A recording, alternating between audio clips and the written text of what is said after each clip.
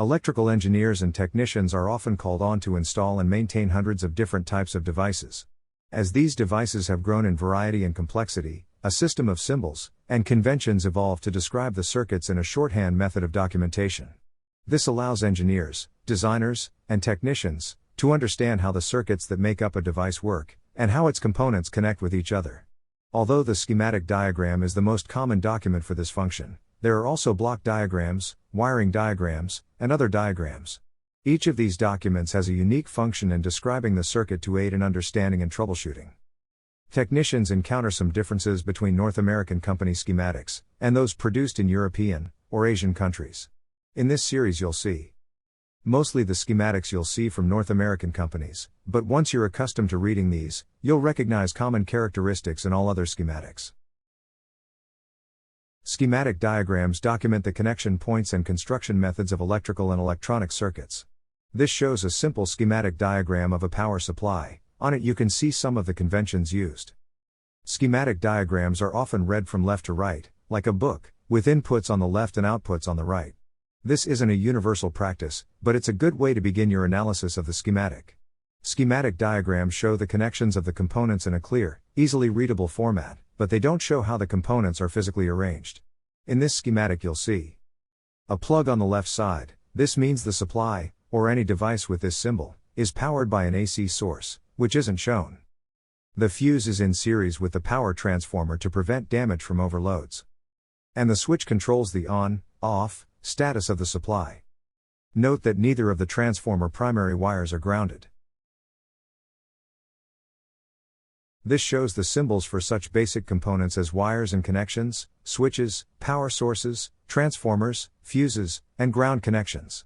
In addition to these standard symbols, you'll sometimes run across symbols that are variations of these, or ones that are specific to certain companies, especially in older schematic diagrams. I will deal with these more specifically later. In your work, you may encounter a type of schematic called a ladder diagram. As shown in here, the general layout of the wires and components resembles a ladder, with vertical rails and horizontal rungs. The input voltage is usually on the left vertical rail, the ground or neutral is on the right vertical rail, and the components are found on the horizontal rungs that connect the two rails. Newer schematics such as this one usually incorporate the symbols used in software that generates the schematics. This type of schematic is used in control applications for equipment that controls a sequence of operations. For example, a washing machine goes through predefined steps each time a cycle is started, and there are a number of options available at the beginning of and during the wash cycle. Depending on the settings of switches, different actions are possible. In industrial applications, a programmable logic controller, PLC, is often used to control the steps and options with a program installed in the controller. You'll find PLCs in a variety of industrial applications such as robotic welders, assembly lines, and packaging operations. Here are some typical symbols used in programmable logic controller diagrams.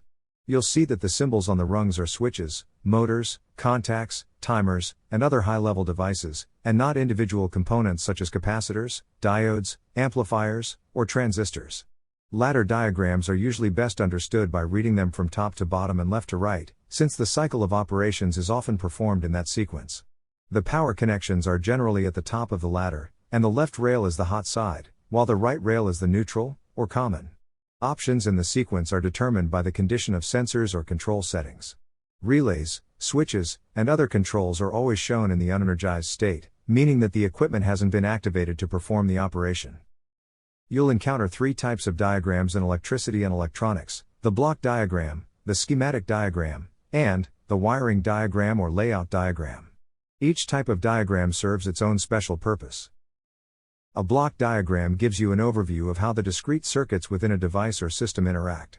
Each circuit is represented with a block, a rectangle or other shape, depending on the application.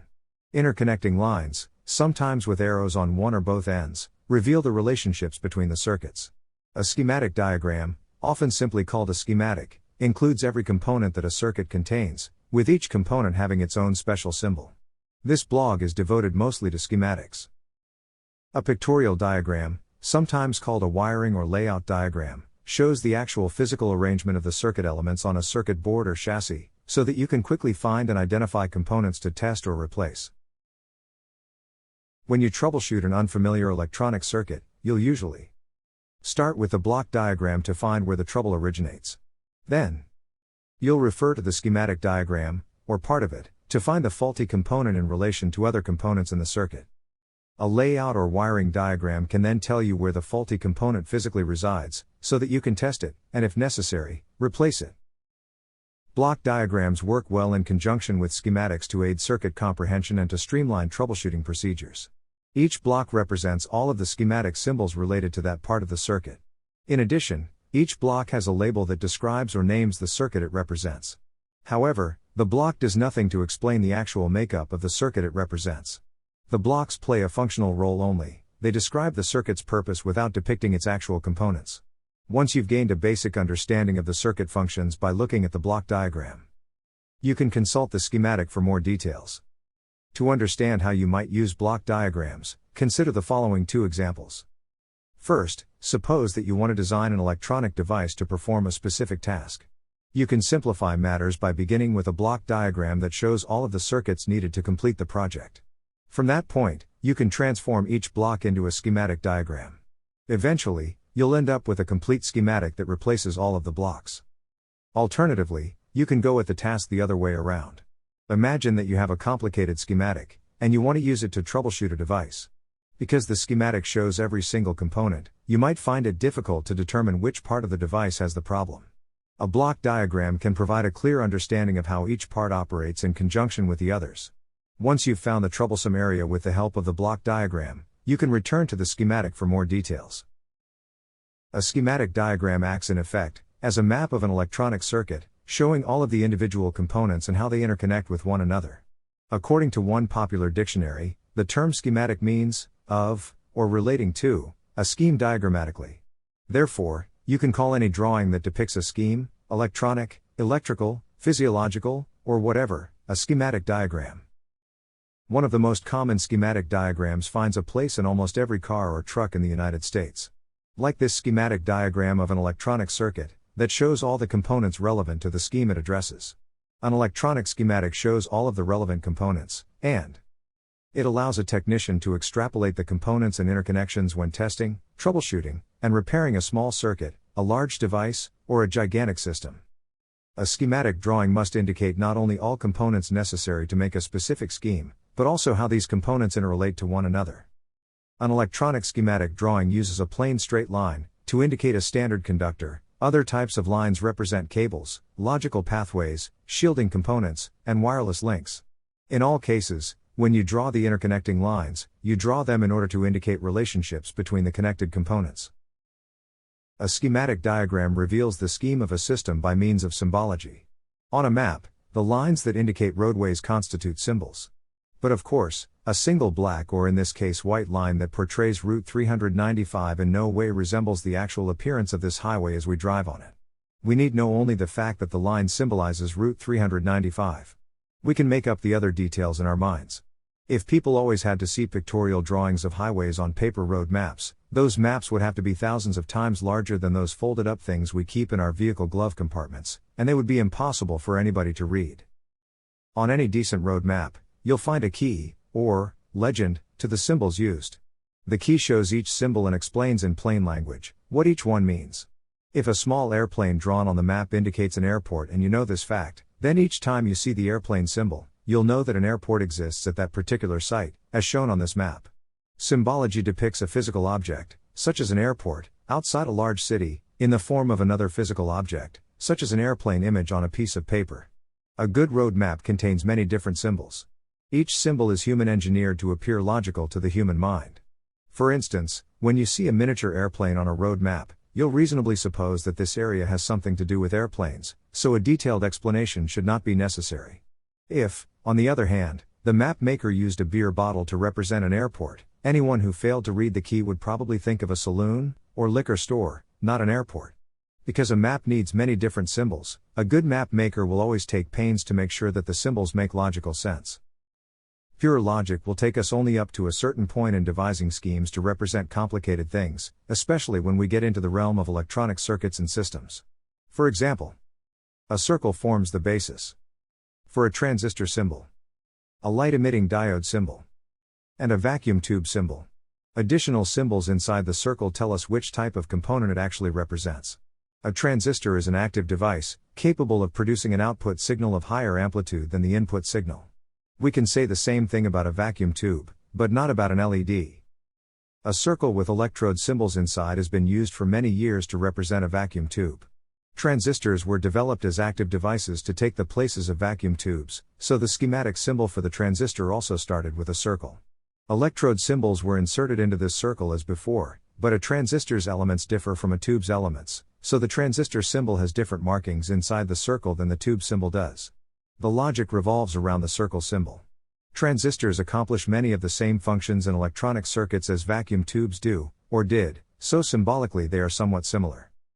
Inconsistencies arise in schematic symbology, and that's a bugaboo that makes electronics-related diagrams more sophisticated than road maps.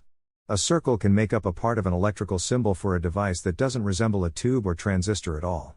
An LED, for example, can be portrayed as a circle with a diode symbol inside and a couple of arrows outside. An LED is not a transistor or tube, and the electrode symbol at the center clearly reveals this difference. You'll learn more about specific schematic symbols later. To further explore how schematic diagrams are used, let's consider a single component, a PNP transistor. This device has 3 electrode elements, and although many different varieties of PNP transistors exist, we draw all their symbols in exactly the same way. We might find a PNP transistor in any one of thousands of different circuits. A good schematic will tell us how the transistor fits into the circuit, what other components work in conjunction with it, and which other circuit elements depend on it for proper operation. A transistor can act as a switch, an amplifier, an oscillator, or an impedance matching device. A single, specific transistor can serve any one of these purposes. Therefore, if a transistor functions in one circuit as an amplifier, you can't say that the component will work as an amplifier only, and nothing else. You could pull this particular transistor out of the amplifier circuit and put it into another device to serve as the heart of an oscillator.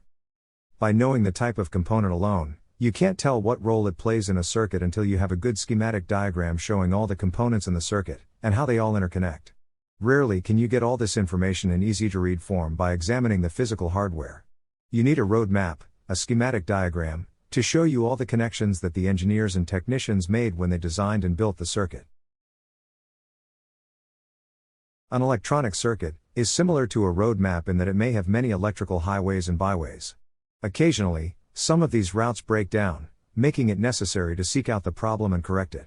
Even if you can visualize the circuit in your head as it appears in physical existence, you'll find it impossible to keep in your mind's eye all the different routes that exist, one or more of which could prove defective. When I speak here of visualizing the circuit, I don't mean the schematic equivalent of the circuit, but the actual components and interconnections, known as the hard wiring. A schematic diagram gives you an overall picture of a circuit and shows you how the various routes and components interact with other routes and components. When you can see how the overall circuit depends on each individual circuit leg and component, you can diagnose and repair the problem. Without such a view, you'll have to shoot in the dark if you want to get the circuit working again, and you'll just as likely introduce new trouble as get rid of the original problem. Look at this schematic. If you've had little or no experience with these types of diagrams, you might wonder how you'll ever manage to interpret it and follow the flow of electrical currents through the circuit that it represents.